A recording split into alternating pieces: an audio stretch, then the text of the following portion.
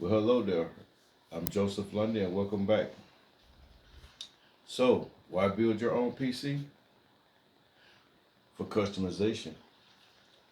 From the CPU to the graphics card to the motherboard, the RAM, the SSD, power supply, the cooling unit, the liquid for the cooling unit.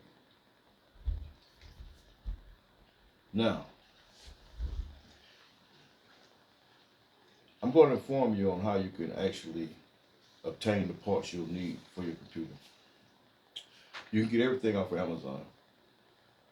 Amazon has a wide selection of parts that you can get, tools that you'll need. They'll have everything, even down to games. So that's the first step. Order your parts off Amazon. Number two, you're gonna need some workspace.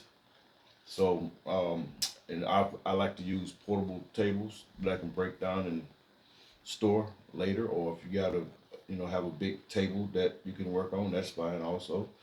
Um, just you're gonna need some space to work on. The next step, tools. You're definitely gonna need some good tools. Now, me myself, I have tools because I dibble and dabble in some of everything. And depending on what you plan on doing to your computer, I mean, you may actually have to get. You're definitely gonna need a screwdriver. You can use manual or you can use electric, just in case you have to get to some tight spaces and pull wires. That's nice to have. Of course, wire cutters. They're in the bag. I won't pull them out. Scissors, strippers, and so forth. So basically, just make sure you have your some tools ready and available. Now, the Rashid Research article. Make sure you looking at that because that's going to be dealing with static electricity. And static electricity will damage electronics. I repeat, will damage electronics. When you have most of these components shipped, that's going to be electronic wire. It's going to be in a static, anti-static bag. And there's two things you can do to prevent damaging your component with static electricity. You can either buy one of the bracelets where you would actually put it around your wrist and you ground yourself to the chassis of the computer. Or if you like myself, you understand the concept, you can simply get you a nice piece of wire, get you a nice clamp. If you're married or if you have a ring on, basically run that wire around that ring a couple of times, put it back on, find a spot on the computer, clamp on, and you have grounded yourself off. So you won't blow your components. Now, assembling the parts. Now that part should be easy peasy. Half of it is going to be like reading, plug and play. I mean, you can pretty much tell most of the stuff on motherboards is going to be labeled where it goes. So it's simple, self-explanatory. So let's get into it. I'm going to dive right into this on mine. Let's take this apart. All right. So depending on your setup, you may want to just fan cool your unit. So you'll definitely have a fan to the back. It'll pull. This one's pulling in. You have fans at the bottom. They'll be pulling, and then the fans at the top, they'll be pulling air out. As fans on the side, They'll pull in air. Now, if you want a little bit more complicated setup, such as myself, you're gonna have to be ready to do a lot of cutting, bending, and modification.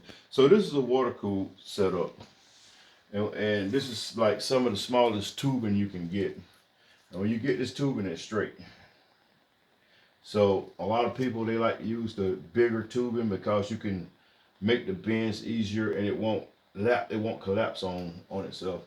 Um, but for what I have going on, I don't mind some of the laps. You know, I may have a couple of spots where it'll collapse on itself. Now to get this pipe to bend, you can get yourself a jig, and what happens, you put it in, apply heat to it, and it'll wrap around.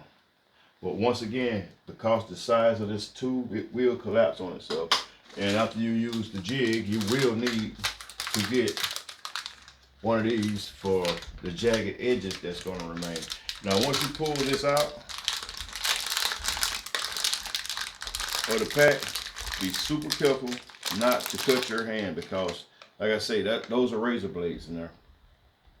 And like one end, I'll ream off the inside, and this opposite side, I'll ream the edges. So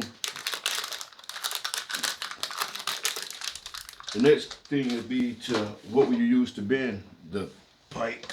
So you're gonna get yourself a high-powered heat gun, and just run it across the top, and it'll, of course, make the pipe hot and it'll bend.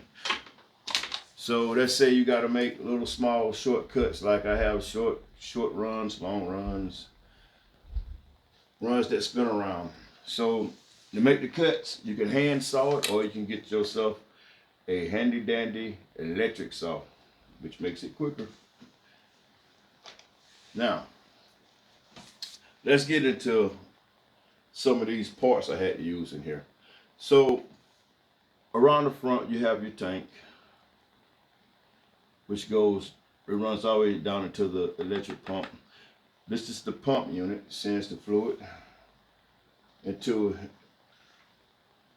the flow chamber. If I can tell that, make sure that it's flowing. Into these connectors, these black and white pieces are connectors.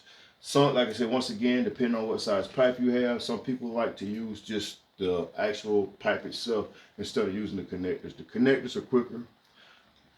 Especially if you're using a small pipe, because like once again, if you use just this size pipe and try to bend it, it will collapse on itself, and it makes it just that much harder. But anyway, so it flows around and it runs into the CPU,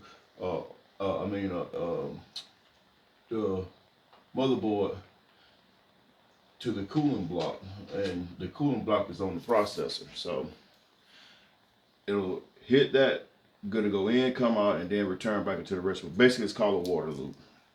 So the next thing you want to do after you get your cooling out of the way, we got to go to the graphics card, and that's what the monitor is going to connect to.